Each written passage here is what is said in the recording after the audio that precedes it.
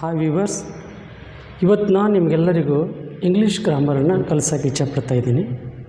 ಹಾಗೆ ನಾನು ಸಾಕಷ್ಟು ಕ್ಲಾಸ್ಗಳನ್ನು ತುಂಬ ಸರಳವಾಗಿ ಇಂಗ್ಲೀಷ್ ಗ್ರಾಮರನ್ನು ಕಂಡಕ್ಟ್ ಮಾಡಿದ್ದೀನಿ.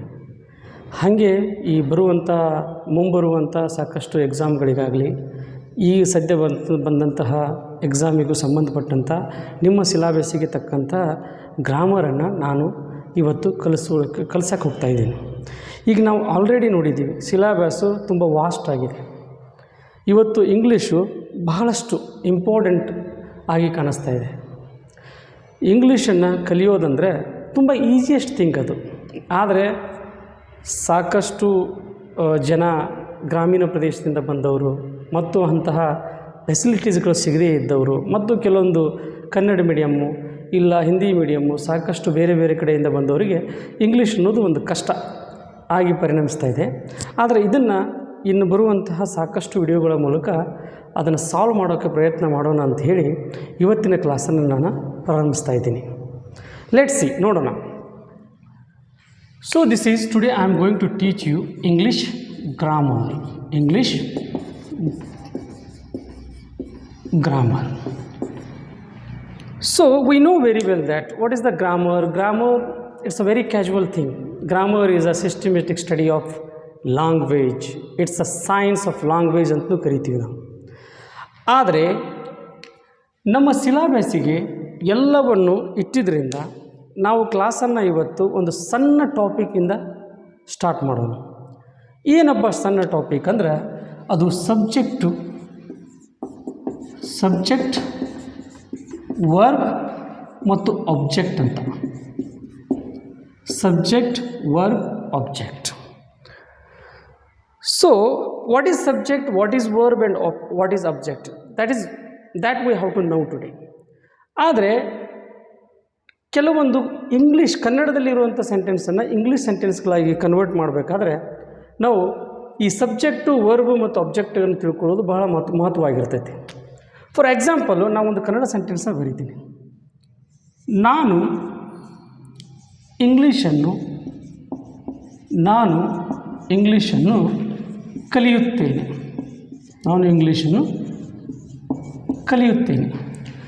ನಾವು ಕ್ಯಾಜುವಲಾಗಿ ಏನು ಮಾಡ್ತೀವಿ ಅಂತಂದರೆ, ಕನ್ನಡ ಹೆಂಗೈತೋ ಹಂಗೆ ಇಂಗ್ಲೀಷ್ನ ಟ್ರಾನ್ಸ್ಲೇಷನ್ ಮಾಡೋಕ್ಕೆ ಪ್ರಯತ್ನ ಪಡ್ತಾ ಇರ್ತೀವಿ. ಫಾರ್ ಎಕ್ಸಾಂಪಲು, ಈ ಕನ್ನಡ ಸೆಂಟೆನ್ಸ್ನ ಇಂಗ್ಲೀಷ್ ಟ್ರಾನ್ಸ್ಲೇಷನ್ ಮಾಡಬೇಕಾದ್ರೆ ನಾವೇನು ಮಾಡ್ತೀವಿ ಅಂದರೆ, ಹೆಂಗಿದೆ ಹಂಗೆ ಟ್ರಾನ್ಸ್ಲೇಟ್ ಮಾಡ್ತೀವಿ. ಈಗ ನಾನು ಅಂದರೆ ಆಯ್ ಅಂತ ಬರಿತೀವಿ, ಇಂಗ್ಲೀಷ್ ಅಂದರೆ ಇಂಗ್ಲೀಷ್ ಅಂತ ಬರಿತೀವಿ.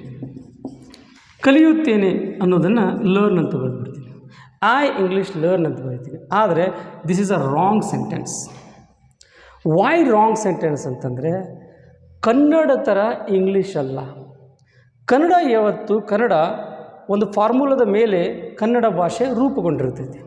ಏನದು ಫಾರ್ಮುಲಾ ಅಂತಂದ್ರೆ, ಈಗ ನಾವು ಒಂದು ಸೆಂಟೆನ್ಸ್ನಲ್ಲಿ ಮೊದಲು ಏನನ್ನು ಕಂಡುಹಿಡಿಬೇಕಂತಂದರೆ, ಒಂದು ವರ್ಬ್, ಒಂದು ಆ್ಯಕ್ಷನನ್ನು ಕಂಡುಹಿಡಿಬೇಕು. ಪ್ರತಿ ಒಂದು ಸೆಂಟೆನ್ಸಲ್ಲಿ ಒಂದು ಆ್ಯಕ್ಷನ್ ಇರ್ತೈತಿ. ಇಲ್ಲಿ ಏನು ಆ್ಯಕ್ಷನ್ ಐತಿ ಏನಂದರೆ, ಕಲಿಯುತ್ತೇನೆ ಅನ್ನೋದು ಒಂದು ಆ್ಯಕ್ಷನ್. ಇದು ಕಲಿ ಅನ್ನೋದು ಒಂದು ಆ್ಯಕ್ಷನ್. ಇದಕ್ಕೆ ನಾವು ಇಂಗ್ಲೀಷಲ್ಲಿ ಮೇನ್ ವರ್ಬ್ ಅಂತ ಕರಿತೀವಿ.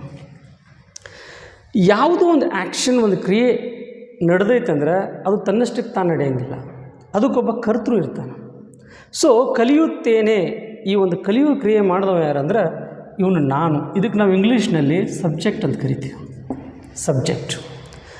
ಇನ್ನು ಈ ಕ್ರಿಯೆಯ ಪರಿಣಾಮಕ್ಕೆ ಒಳಗಾಗಿದ್ದಿದೆಯಲ್ಲ, ಈ ರಿಸಲ್ಟ್ ಅಂತ ಕರಿತೀವಿ. ಆ ರಿಸಲ್ಟಿಗೆ ನಾವು ಏನಂತೀವಿ ಅಂದರೆ ಆಬ್ಜೆಕ್ಟ್ ಅಂತ ಕರಿತೀವಿ. ಆಬ್ಜೆಕ್ಟ್. ಇನ್ನು ಕೆಲವೊಮ್ಮೆ ಆಬ್ಜೆಕ್ಟ್ಗಳನ್ನು ಕಂಡುಹಿಡಿಬೇಕಾದ್ರೆ ಒಂದು 2 ವಿಧಾನಗಳನ್ನು ಅನುಸರಿಸ್ತೀವಿ. ಏನಂದ್ರೆ, ನಾವು ಕ್ವಶನ್ಗಳನ್ನು ಕೇಳಬೇಕು. ಒಂದು ವಾಟ್, ನೆಕ್ಸ್ಟು ಹೂಮ್ ಅಂತ ಕ್ವಶನ್ಗಳನ್ನು ಕೇಳಬೇಕು. ಈಗ ಹೂಮ್ ಅಂದರೆ ಯಾರಿಗೆ ಅಥವಾ ಯಾರನ್ನು ಅಂದಂಗೆ, ವಾಟ್ ಅಂದರೆ ಏನು ಅಥವಾ ಏನನ್ನು ಅಂದಂಗೆ. ಈಗ ನಾವು ಒಂದು ಪ್ರಶ್ನೆ ಕೇಳಬೇಕು. ನಾನು ಯಾರನ್ನು ಕಲಿಯುತ್ತೇನೆ, ಬರೋದಿಲ್ಲ, ಆನ್ಸರ್ ಬರೋಂಗಿಲ್ಲ, ಯಾಕಂದರೆ ಮನುಷ್ಯ ಇಲ್ಲಲ್ಲಿ. ಅದೇ ನಾನು ಏನನ್ನು ಕಲಿಯುತ್ತೇನೆ, ಇಂಗ್ಲೀಷನ್ನು. ಇದು ಇಂಗ್ಲೀಷನ್ನು ಅನ್ನೋದು ಆಬ್ಜೆಕ್ಟ್. ಸೊ ಈ ರೀತಿಯಿಂದಾದರೂ ನಾವು ಆಬ್ಜೆಕ್ಟನ್ನು ಕಂಡುಹಿಡಿಬೋದು. ಈಗ ವಿಷಯಕ್ಕೆ ಬರೋಣ. ಇಂಗ್ಲೀಷನ್ನು, ಒಂದು ಕನ್ನಡ ಸೆಂಟೆನ್ಸನ್ನು ಇಂಗ್ಲೀಷ್ ಆಗಿ ಕನ್ವರ್ಟ್ ಮಾಡಬೇಕಾದ್ರೆ ನಾವು ಮುಖ್ಯವಾಗಿ ಏನನ್ನು ಉಪಯೋಗಿಸ್ಬೇಕಂದ್ರೆ ಅಲ್ಲಿ ಒಂದು ಫಾರ್ಮುಲನ್ನು ಬಳಸಬೇಕು.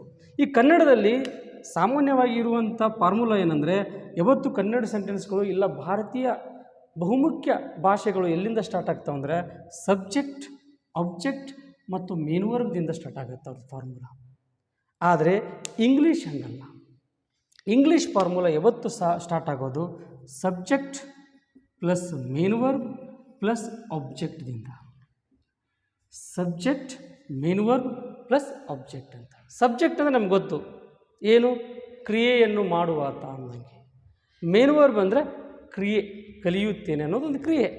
ಇನ್ನು ಆಬ್ಜೆಕ್ಟ್ ಅಂತಂತಂದರೆ ಕ್ರಿಯೆಯ ಪರಿಣಾಮಕ್ಕೆ ಒಳಗಾದದ್ದು, ಅದು ಇಂಗ್ಲೀಷು, ಇದು ಆಬ್ಜೆಕ್ಟ್ ಅಂತ. ಈಗ ಅಕಾರ್ಡಿಂಗ್ ಟು ಫಾರ್ಮುಲಾ ನಾವು ಒಂದು ಸೆಂಟೆನ್ಸ್ ಮಾಡಬೇಕು. ಏನು, ಫಸ್ಟ್ ನಾನು ಸಬ್ಜೆಕ್ಟ್ ತೊಗೋಬೇಕು, ಇಲ್ಲಿ ಸಬ್ಜೆಕ್ಟ್ ಐತಿ, ಸಬ್ಜೆಕ್ಟ್ ಆಯ್ ತೊಗೊಂಡಿನಿ. ಮೇನ್ ವರ್ಬ್ ತೊಗೋಬೇಕು, ಕಲಿಯುತ್ತೇನೆ, ಲರ್ನ್. ಇನ್ನು object English, I learn English. This is a right sentence, I learn English. So ಈಗ ನಾವೇನು ಮಾಡೋಣ ಅಂತಂದರೆ, ಏನಿದು ಸಬ್ಜೆಕ್ಟು, ಏನಿದು ವರ್ಬು, ಏನಿದು ಆಬ್ಜೆಕ್ಟ್ ಅನ್ನೋದ್ರ ಬಗ್ಗೆ ಸ್ವಲ್ಪ ತಿಳ್ಕೊಳ್ಳೋಣ. ಓಕೆ, ಈಗ ನೋಡೋಣ ಏನಿದು ಸಬ್ಜೆಕ್ಟು ಅಂತ. ಸಬ್ಜೆಕ್ಟ್ ಅಂದರೆ ಕ್ರಿಯೆಯನ್ನು ಮಾಡುವಾತ. ಅಂದರೆ ಒಂದು ಆ್ಯಕ್ಷನ್ ನಡೆದೈತೆ ಅಂತಂದರೆ ಅದಕ್ಕೊಬ್ಬ ಕಾರಣೀಭೂತ ಇರ್ತಾನೆ. ಆ ಕಾರಣೀಭೂತನಿಗೆ ನಾವು ಏನಂತ ಕರಿತೀವಿ ಅಂದರೆ ಸಬ್ಜೆಕ್ಟ್ ಅಂತ ಕರಿತೀವಿ, ಕನ್ನಡದಲ್ಲಿ ಕರ್ತೃ ಅಂತ ಕರಿತೀವಿ. ಅವರು ಯಾರ್ಯಾರು ಇರ್ಬೋದು? ಅವರು ಪ್ರನೌನ್ ಇರ್ಬೋದು, ಇಲ್ಲ ನೌನ್ ಇರ್ಬೋದು. ಪ್ರನೌನ್ ಯಾರು? I, we, you, he, she, it, they, ಇವೆಲ್ಲಗಳನ್ನು ಪ್ರನೌನ್ ಅಂತ ಕರಿತೀವಿ ನಾವು. Personal pronoun I, we, you, he, she, it, they. ಹಾಗೆ ನೌನ್ ಡಾಗ್, ಮ್ಯಾನ್, ಅಥವಾ ಯಾರಾದರೂ ಹೆಸರನ್ನು ಬರಿಬೋದು, ಜಾನ್. ಇವರೆಲ್ಲನೂ ಏನು ಕರಿತೀವಿ ಅಂದರೆ ಸಬ್ಜೆಕ್ಟ್ ಅಂತ ಕರಿತೀವಿ. ಕೆಲವೊಂದು ಪ್ರನೌನು ಇಲ್ಲ ನೌನುಗಳು, ಇವುಗಳನ್ನು ಮಾಡುವಾತ ಅವನೇ ಯಾರಂತಂದ್ರೆ ಈ ಸಬ್ಜೆಕ್ಟ್, ಅವನೇ ಕರ್ತೃ. ಇವುಗಳನ್ನೇ ನಾವು ಸಬ್ಜೆಕ್ಟ್ ಅಂತ ಕರಿತೀವಿ. ಇನ್ನು ನೆಕ್ಸ್ಟ್ ಏನಂತಂದರೆ ವರ್ಬ್ ವಿಷಯಕ್ಕೆ ಬರೋಣ. ವರ್ಬ್ ಅಂದರೆ ಏನಂದರೆ ಒಂದು ಆ್ಯಕ್ಷನ್, ಒಂದು ಕ್ರಿಯೆ. ಅಂದರೆ ಏನಾದರೂ ವ್ಯಕ್ತಿ ಮಾಡ್ತಾನೆ ಇರ್ತಾನೆ, ಆ ಪ್ರತಿಯೊಂದು ಮಾಡಿದಂಥ ಒಂದು ಕ್ರಿಯೆಗೆ ಒಂದು ಹೆಸರು ಕೊಟ್ಕೊಂಡು ಬರ್ತೀವಿ. ಈಗ ನಾನು ಈ ರೀತಿ ಒಂದು ಏನೋ ಮಾಡ್ತಾ ಇದ್ದೀನಿ ಅಂದರೆ ಅದಕ್ಕೆ ಒಂದು ಹೆಸರು ಕೊಡ್ತೀವಿ, ಅಂದರೆ ಬರೆ, ರೈಟ್ ಅಂತ ಹೇಳ್ತೀವಿ. So if I am doing like this, ಕೈ ಚೆಲ್ಲು, throw. So these all are called the verbs. ಈ ವರ್ಬ್ಸ್ಗಳು ಕ್ರಿಯೆಯನ್ನು ಸೂಚಿಸುವ ಪದ, ಇದಕ್ಕೆ ನಾವು ವರ್ಬ್ ಅಂತ ಕರಿತೀವಿ. ವರ್ಬ್ಗಳು ಒಂದು ಚಾರ್ಟ್ ಸಿಗುತ್ತೆ. ಆ ಚಾರ್ಟಲ್ಲಿ ಏನಿರುತ್ತೆ ಅಂತಂದರೆ ಒಂದು present tens, past tense, past participle ಅಂತ ಒಂದು 3 ಫಾರ್ಮ್ಸ್ ಆಫ್ ವರ್ಬ್ ಇರುತ್ತೆ. ಫಾರ್ ಎಕ್ಸಾಂಪಲು ಅರೈಸ್, ಇದು ವರ್ಬ್. ಇದು ಅರೈಸ್ ಏನಾಗುತ್ತೆ ಅಂದರೆ ಅರೋಸ್, ಎರೀಸನ್ ಆಗುತ್ತೆ. ಒಂದು ಬ್ರಿಂಗ್ ಅನ್ನೋ ವರ್ಡ್ ತೊಗೊಂಡ್ರೆ ಬ್ರಿಂಗ್, ಬ್ರಾಟ್. ಥಿಂಕ್ ಅಂತ ತೊಗೊಂಡ್ರೆ ಥಿಂಕ್, ಥಾಟ್. ರೈಟ್ ಅಂತಿದ್ರೆ ರೈಟ್, ರೋಟ್, ರಿಟನ್. ಇವುಗಳನ್ನು ಎಲ್ಲನೂ ಏನಂತ ಕರಿತೀವಿ ಅಂದರೆ ವರ್ಬ್ ಅಂತ ಕರಿತೀವಿ. ಸೊ ಈ ವರ್ಬ್ ಚಾರ್ಟನ್ನು ನೀವು ತೊಗೊಂಡು ಪರ್ಫೆಕ್ಟಾಗಿ ಓದಬೇಕು. ಒಂದು ವೇಳೆ ಟೈಮ್ ಸಿಕ್ಕರೆ, ಇಲ್ಲ ಮುಂದಿನ ವಿಡಿಯೋದಲ್ಲಿ ಏನಾದರೂ ನಾನು ಇನ್ನೊಂದು ವಿಡಿಯೋ ಮಾಡೋದಾದರೆ ವರ್ಬ್ ಚಾರ್ಟ್ ಮೇಲೆ ಬೇಕಾದರೆ ಒಂದು ವಿಡಿಯೋ ನೋಡೋಣ. ನೆಕ್ಸ್ಟ್ ವಿಷಯಕ್ಕೆ ಬರೋಣ, ಆಬ್ಜೆಕ್ಟ್. What is object? ಕರ್ಮ ಅಂದರೆ ಏನು ಅಂತ. ಕರ್ಮ ಅಂದರೆ ಕ್ರಿಯೆಯ ಪರಿಣಾಮಕ್ಕೆ ಒಳಗಾಗುವ ವ್ಯಕ್ತಿ, ವಸ್ತು, ಸ್ಥಳ ಅಥವಾ ಪ್ರಾಣಿ. ಈ ವ್ಯಕ್ತಿ, ವಸ್ತು, ಸ್ಥಳ ಅಥವಾ ಪ್ರಾಣಿಗೆ ಏನಂತ ಕರಿತೀವಿ ಅಂದ್ರೆ ನಾವು ನೌನ್ ಅಂತ ಕರಿತೀವಿ. The name of the person, thing, place or animal is called noun. ಅಂದರೆ ಕ್ರಿಯೆಯ ಪರಿಣಾಮಕ್ಕೆ ಒಳಗಾಗುವ ನೌನು, ಅದಕ್ಕೆ ನಾವು ಏನಂತ ಕರಿತೀವಿ ಅಂದ್ರೆ ಆಬ್ಜೆಕ್ಟ್ ಅಂತ ಕರಿತೀವಿ. ನಾನು ಆಲ್ರೆಡಿ ಹೇಳೀನಿ, ಆಬ್ಜೆಕ್ಟನ್ನು ಕಂಡುಹಿಡಿಬೇಕಾದ್ರೆ ಏನು ಮಾಡಬೇಕಂದ್ರೆ 2 ಪ್ರಶ್ನೆಗಳನ್ನು ಕೇಳಬೇಕು. ಒಂದು ವಾಟು, ಒಂದು ಹೂಮ್. ಏನನ್ನು ಇಲ್ಲ ಯಾರಿಗೆ ಯಾರನ್ನು ಎಂಬ ಪ್ರಶ್ನೆಗೆ ದೊರೆಯುವಂಥ ಉತ್ತರಕ್ಕೂ ನಾವು ಆಬ್ಜೆಕ್ಟ್ ಅಂತ ಕರಿತೀವಿ. So this is very important thing. ಯಾಕಂತಂದರೆ ನಾವು ಸಬ್ಜೆಕ್ಟು, ವರ್ಬು, ಆಬ್ಜೆಕ್ಟ್ಗಳನ್ನು ಕಂಡು ಹಿಡಿದ ಮೇಲೇ ನಾವು ಒಂದೊಂದಾಗಿ ಇಂಗ್ಲೀಷನ್ನು ಬಹಳ ಸುಲಭವಾಗಿ ಕಲಿಯಬಹುದು. So I hope that you have understood it. So for the next time, I will make one more video on many things, including the detailed summary, the detailed description about verb, object, or it is about subject. So now we can move for the next one. ಈಗಾಗಲೇ ನಾವು subject verb ಆಬ್ಜೆಕ್ಟನ್ನು ಕಲ್ತ್ಕೊಂಡಿದ್ವಿ. ಈಗ next ನಾವೇನು ಮಾಡಬೇಕಂತಂದರೆ ಟೆನ್ಸ್ಗಳ ಬಗ್ಗೆ ಅಧ್ಯಯನ ಮಾಡಬೇಕು. ಏನಪ್ಪ ಇದು tens? Tense ಅಂದರೆ ಕಾಲಗಳು ಅಂದಂಗೆ. What does it mean of tense? ಕಾಲಗಳು ಅಂದರೆ ಏನು? ಒಂದು ಸಮಯ ಅಂತ. ಒಂದು ಕ್ರಿಯೆ ಏನಾದರೂ ಈಗ ನಡೆದ್ರೆ ಅದಕ್ಕೆ ಪ್ರೆಸೆಂಟ್ ಟೆನ್ಸ್ ಅಂತ ಕರಿತೀವಿ. ಅದೇ ಕ್ರಿಯೆ ಹಿಂದೆ ನಡೆದ್ರೆ ಪಾಸ್ಟ್ ಟೆನ್ಸ್ ಕರಿತೀವಿ. ಇಲ್ಲ ಆ ಕ್ರಿಯೆ ಮುಂದೆ ನಡೀಬೋದಾದ್ರೆ ಅದಕ್ಕೆ ಫ್ಯೂಚರ್ ಟೆನ್ಸ್ ಅಂತ ಕಲಿತೀವಿ. ಸೊ ಇಲ್ಲಿ ಇಂಗ್ಲೀಷಲ್ಲಿ ನಾವು 3 ಥರದ ಟೆನ್ಸನ್ನು ನೋಡ್ತೀವಿ. ಒಂದು present tense, next past tense, third one future tense. ಹಾಗೆ ಈ ಟೆನ್ಸ್ಗಳನ್ನು ಏನು ಮಾಡ್ತೀವಿ ಅಂದ್ರೆ ಡಿವೈಡ್ ಮಾಡ್ತೀವಿ. ಅವನ್ನ ಸಬ್ ಡಿವಿಷನ್ ಆಫ್ ಟೆನ್ಸಸ್ಸನ್ನಾಗಿ ಕನ್ವರ್ಟ್ ಮಾಡ್ತೀವಿ. ಹೇಗೆ? ಈ ಪ್ರೆಸೆಂಟ್ ಟೆನ್ಸ್ನಲ್ಲಿ ನಾವು ಸಿಂಪಲ್ ಪ್ರೆಸೆಂಟ್ ಟೆನ್ಸ್ ಅಂತ ಮಾಡ್ತೀವಿ. ನೆಕ್ಸ್ಟು ಪ್ರೆಸೆಂಟ್ ಕಂಟಿನ್ಯೂಯಸ್ ಟೆನ್ಸ್ ಅಂತ ಮಾಡ್ತೀವಿ. ಹಾಗೆ ಪ್ರೆಸೆಂಟ್ ಪರ್ಫೆಕ್ಟ್ ಟೆನ್ಸ್ ಅಂತ ಮಾಡ್ತೀವಿ.